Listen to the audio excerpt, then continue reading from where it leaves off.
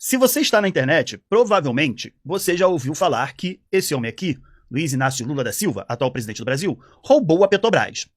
Isso é amplamente divulgado nas redes sociais, repetido aos montes aí. Mas se eu falar pra você que esse cara aqui não se beneficiou do esquema de corrupção que rolou lá na Petrobras. Mas calma, não precisa me xingar.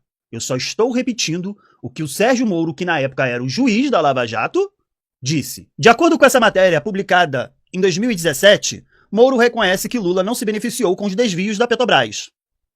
Inclusive, foi essa declaração do Moro que facilitou, que abriu as portas para que o Lula fosse solto. Para o advogado, declaração do juiz confirma que a ação contra o ex-presidente nem ao menos poderia ter sido julgada em Curitiba, já que não guardaria a relação com a Lava Jato. Tipo assim, quando começou essa coisa de Lava Jato, da corrupção da Petrobras e tudo mais, eu acreditava que o Lula era culpado, pelo que eu via na TV, né, amplamente sendo divulgado, aquela coisa toda, aquele circo, né, da Operação Lava Jato, que nem chamou o Lula para depois, já fui lá prendendo o cara. Foi um verdadeiro circo dos horrores na época. Mas eu, leigo, acreditava no que passava na TV, nos jornais e tudo mais.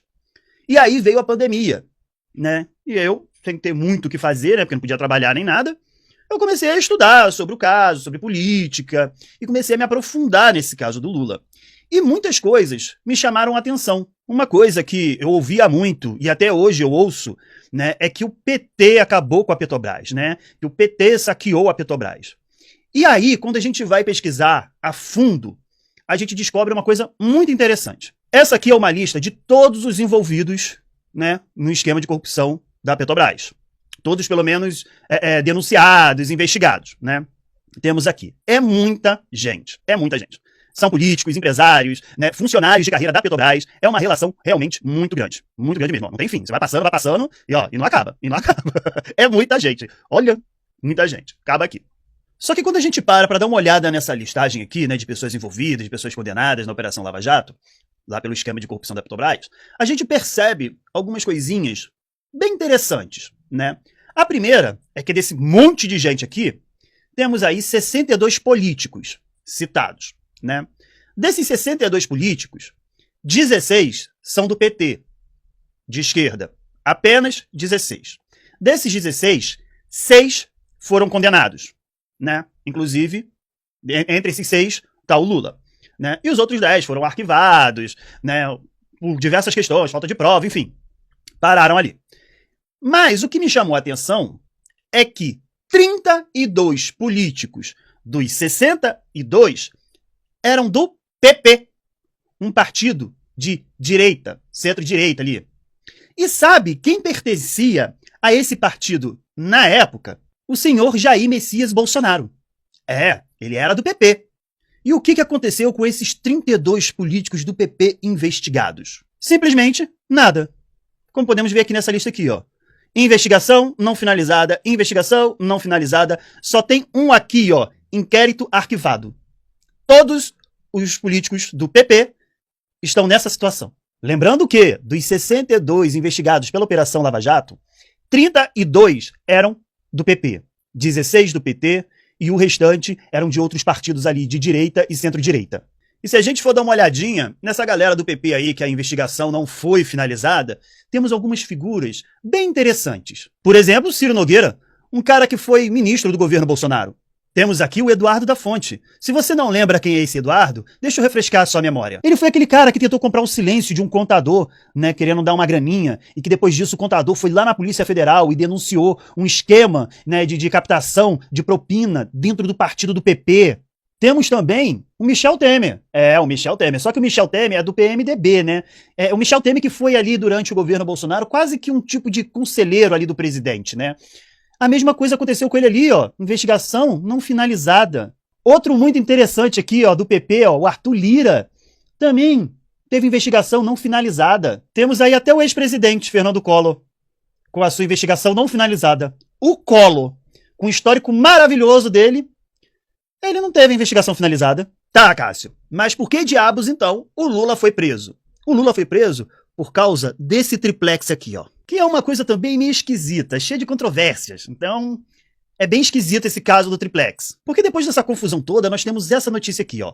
Lula cobra de sucessora da OAS dinheiro pago por apartamento no Guarujá. Que dinheiro é esse de apartamento que o Lula tá cobrando? É porque anos atrás, na época que Dona Marisa, nossa ex-primeira-dama, ainda era viva, né, junto com Lula, os dois estavam comprando um apartamento no Guarujá. Tudo bonitinho, certinho, parcelado, sabe? Compraram ainda na planta, aquela coisa toda. Foram 815 mil reais pagos pelo casal durante o decorrer ali da construção do prédio. Inclusive, a própria justiça condenou a construtora a pagar esse valor para o Lula de volta. Peraí, Cássio, peraí, que agora eu fiquei confuso. É apartamento, é triplex, eu não tô entendendo mais nada. A justiça mandou devolver o dinheiro do triplex, mas o triplex não era propina. Peraí, eu não tô entendendo nada. Calma, meu querido, calma. O triplex entra depois da compra desse apartamento, né? Porque Lula e Dona Marisa compraram apartamento na planta, foram pagando lá bonitinho e tal, não sei o quê. Aí a construtora não entregou o apartamento e queria empurrar ao presidente e à ex-primeira-dama o famoso triplex. E foi aí que gerou aquela confusão toda, que tiraram fotos do Lula indo lá visitar o triplex, falando que ele já estava recebendo o triplex ali como propina, que até hoje ninguém nunca provou, explicou certinho, né? Propina de quê? Pra quê? Nada disso foi comprovado, foi provado. Lula não aceitou o triplex e por isso ele entrou com a ação pedindo o dinheiro de volta lá do apartamento que ele pagou e não recebeu. E esse triplex nunca foi do Lula. Nunca foi do Lula.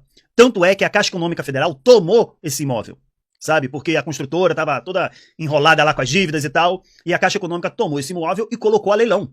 E um empresário de São Paulo comprou, arrematou esse triplex no leilão, né? Achando que estava fazendo um grande negócio, né? Porque estava famoso, o triplex do Lula ficou famoso, né? Achando que ia ganhar um dinheiro em cima, botou para alugar em aplicativos, né? De locação por diárias e tal, né? Mas não deu muito certo. Acabou virando um grande elefante branco, que estava dando mais gastos do que lucro para ele, e aí ele resolveu fazer um sorteio, né? Pela loteria e tal, tudo bonitinho, certinho, sorteio legalizado, e aí vendeu lá os números e sorteou esse elefante branco do triplex. E aí, esse simpático senhorzinho aqui ganhou esse sorteio. E aí ele mostrou como que é o triplex. Vamos dar uma olhadinha de como que era esse triplex. Então vamos fazer um tour pelo triplex do Lula. Já começa aqui, ó, por essa porta, né? De uma coisa de um condomínio de luxo, né? A gente vê que é uma coisa de luxo, alto padrão. Olha, uma sala, né? Bem espaçosa, sabe? Ninguém tem uma sala maior do que essa, ninguém. Isso aí é só coisa do Lula mesmo. Olha essa cozinha. Olha o tamanho dessa cozinha, que coisa... Nossa!